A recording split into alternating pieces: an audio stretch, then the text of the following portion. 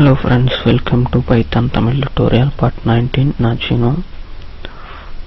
இந்த கிளாஸ்ல நம்ம பார்க்க போறது டிக்ஷனரி அப்படின்ற ஒரு மெத்தட் பத்தி. அதாவது இந்த டிக்ஷனரி அப்படினா நார்மலாவே உங்களுக்கு டிக்ஷனரி என்னன்னு தெரியும். அதாவது ஏதாவது ஒரு வேர்ட்க்கு மீனிங் பார்க்கிறது தான் டிக்ஷனரி அப்படினு சொல்றோம். இந்த டிக்ஷனரி நம்ம பைத்தன்ல எதுக்கு யூஸ் பண்றோம்? இங்க நம்ம ஏதாச்சும் வேர்ட்க்கு மீனிங் பார்க்க போறோமா அப்படினு கேட்டிங்கனா அந்த மாதிரி எல்லாம் ஒண்ணும் இல்ல. நம்மளோட அதை எப்படி யூஸ் பண்றோம் அப்படினு காட்டும்போது உங்களுக்கு அது நல்லாவே தெரியும். ஏன்னா சொல்லும்போதோட செயல்ல செய்யறது அர்த்தம் நல்லா தெரியும். பாத்தீங்கன்னா இந்த மாதிரி நீங்க பிராக்கெட் யூஸ் பண்ணனும். இப்போ நான் சின்ன ஃபங்க்ஷன் எழுதுறேன். அதாவது நான் நேம் பேர் அது string function எழுதிட்டு அப்புறம் கோலன் போடுங்க. போட்டு அங்க ஒரு string function எழுதுறேன். என் நேம் சீனு. அப்புறம் கமா போட்டுறேன். அதே மாதிரி இன்னொரு string எழுதுறேன். பிரதர் நேம் பிரதர் தம்பி நேம் மணி அப்படின்னு எழுதுறேன். அதே மாதிரி தங்கச்சி நேம் போட்டு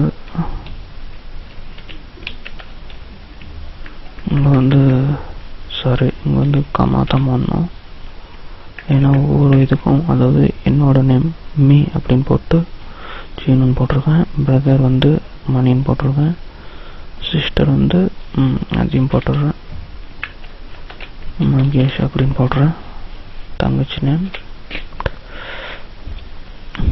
பார்த்தீங்கன்னா நான் இது முடிச்சிட்டேன்.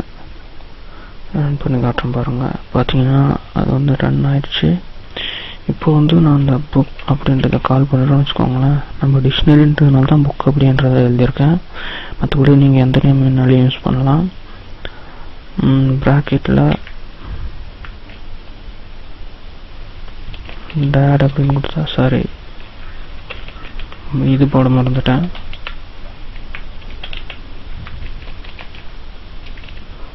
டேட் அப்படின்றது அங்கே கிடையாது. தெரியுதுங்களா? நான் அப்போ மீ மட்டும் தான் கொடுத்தேன். ஆனால் சீனு அப்படின்றத கால் பண்ணியிருக்கு. நம்ம பார்த்தோன்னா இந்த டிக்ஷனரி அப்படின்றது இந்த ஆப்ஷன் எதுக்காக அப்படின்னா டிக்ஷனரின்றது ஆப்ஷனை போட்டு நம்ம யூஸ் பண்ண போகிறதில்ல. அந்த மாதிரி ஒரு மெத்தடு. அதாவது மீ அப்படின்றதுல இந்த கோலம் நம்ம யூஸ் பண்ணுறதுனால இதுக்கான அர்த்தம் சீனு அப்படின்ற மாதிரி. அதாவது அர்த்தம் மட்டும் இல்லை, நம்ம இந்த இடத்துல நம்பர்ஸ் கூட யூஸ் பண்ணிக்கலாம். அதெல்லாம் எப்படி யூஸ் பண்ணுறதுன்றது கிளாஸ்ல எல்லாம் பார்ப்போம். பிரதர் மணி அப்படின்னு போட்டுறேன். இப்போ பாருங்கள் அதே புக்குன்னு போட்டு என்னைய அங்கே தப்பு வந்துச்சுன்னா அதாவது எரர் வந்துச்சுன்னா டேட் அப்படின்னு யூஸ் பண்ணியிருக்கேன். இங்கே பார்த்தீங்கன்னா டேட் அப்படின்ற ஒரு இது கிடையாது.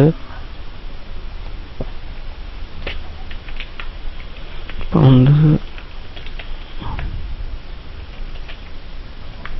பிரதரை கால் பண்ணுறேன். தெரியுதுங்களா? மணி அப்படின்னு வந்திருக்கு. அது மாதிரி இப்போ சிஸ்டர் கால் பண்ணாலே அதே நேம் வரும். இந்த மாதிரி தான் நம்ம பாருங்க. இந்த மெத்தடில் தான் டிக்ஷனரி மாதிரி எழுதுறதுனால இதுக்கு டிக்ஷனரி அப்படின்ற ஒரு நேமு. இது நம்ம வேறு மாதிரி நேம்ஸு நம்பர்ஸு அந்த மாதிரி கூட யூஸ் பண்ணலாம். இப்போ நான் பாருங்கள் அந்த புக் அப்படின்னு போட்டு ஒரு புக்கை போட்டு டாட் கிளியர் அப்படின்னு நான் கொடுக்குறேன். இப்போ புக்கை கால் பண்ணுறேன்.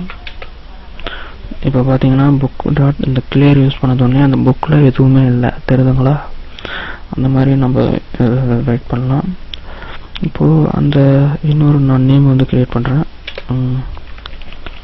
சீனு டாட் காப்பி அப்படின்ற ஒரு ஆப்ஷன் யூஸ் பண்ணுறேன். ஈக்குவல் போட்டு காப்பி அப்படின்ற ஒரு ஆப்ஷன் யூஸ் பண்ணுறேன். அதாவது காப்பி பண்ணுறேன். எதை காப்பி பண்ணுறேன்? புக் அப்படின்றத காப்பி பண்ணுறேன். புக் டாட் காப்பி அப்படின்னு போட்டு க்ளோஸ் பண்ணிவிடுங்க. இப்போ பார்த்தீங்கன்னா இந்த சீனு அப்படின்ற ஒரு வேரியபிளுக்குள்ளார அந்த புக்கை நான் காப்பி பண்ணி வச்சுருக்கேன். அதாவது புக்குன்றது நம்ம இங்கே யூஸ் பண்ண நேமு. நீங்கள் எந்த நேம் யூஸ் பண்ணுறீங்களோ அதை இங்கே போட்டுக்கோங்க. நம்ம யூஸ் பண்ண போகிற ஃபங்க்ஷன் காப்பி. இங்கே பார்த்தீங்கன்னா கிளியரு. கிளியர் எப்படி நம்ம யூஸ் பண்ணோமோ அதே மாதிரி தான் காப்பி. இப்போ பார்த்தீங்கன்னா சீனோ அப்படின்றதுல என்ன இருக்குது அப்படின்னு பார்க்கலாம். பார்த்தோன்னா எம்டியாக இருக்குது. ஏன்னா அந்த புக்கு நம்ம இங்கே ஏற்கனவே கிளியர் பண்ணிட்டோம், அதனால் எம்டியாக இருக்குது. அதை நம்ம வேணால் வேறு கூட யூஸ் பண்ணலாம்.